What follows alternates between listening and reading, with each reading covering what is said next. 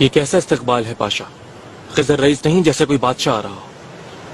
تم یہ کہہ سکتے ہو قاسم پاشا کیونکہ خضر رئیس سمندر کا بادشاہ ہے.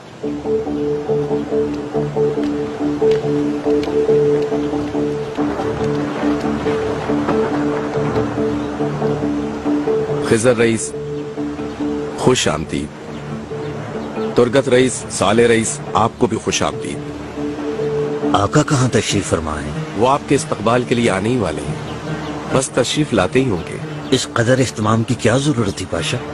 لمبے سفر سے آیا ہوں لیکن یہاں تک پہنچنا مشکل ہو گیا. بہت دیر سے میں ان کا منتظر ہوں. میں فوراً آقا سے ملنا چاہتا ہوں. اصول و قوانین یہی ہے رئیس، انتظار کرنا پڑے گا. آقا جب آئیں گے تو جھک کر ان کی پوشاک چومنی ہوگی. آپ کو یہ پہلے سے بتا دوں. یہ اصول و قانون مجھے لکھ کر ہی بھیج دیتے پاشا. مجھے سمجھ نہیں مجھے کون سی بات یاد رکھنی ہے. سلطان سلیمان خان تشریف لا رہے ہیں. یاد رکھیے گا، دوبارہ بتا رہا ہوں، پوشاک چومنا ضروری ہے.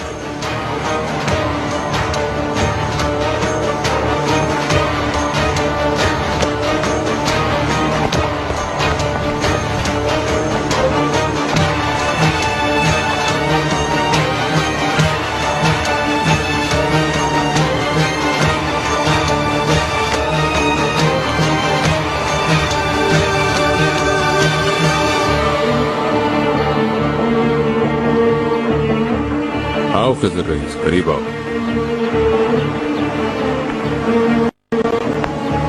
میرے آقا.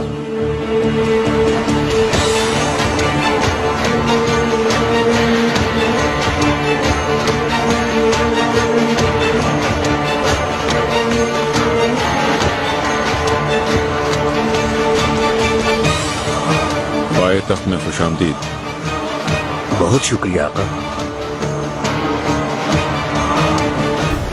آقا اجازت ہو تو ایک تحفہ پیش کرنا چاہتا ہوں. ضرور.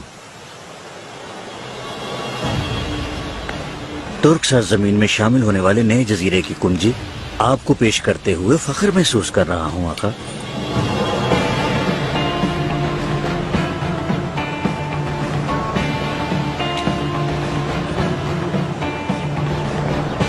کئی بحری جنگجوؤں کے ساتھ مل کر تم نے بہت سی فتوحات حاصل کی.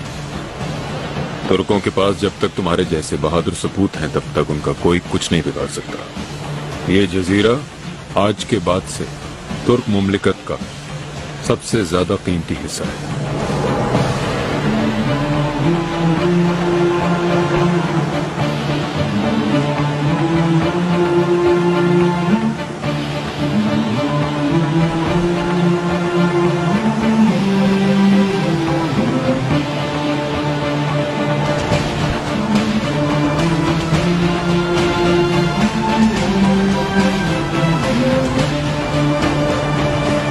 شاکلین کو سانس لینے کی بھی مہلت نہیں دے رہا آقا.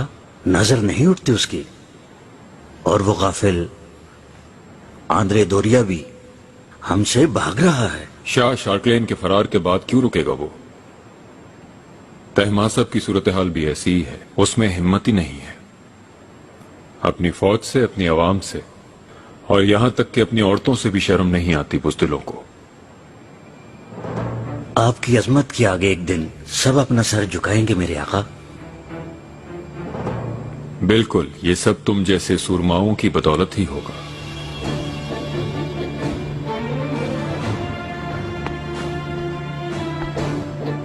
خضر رئیس،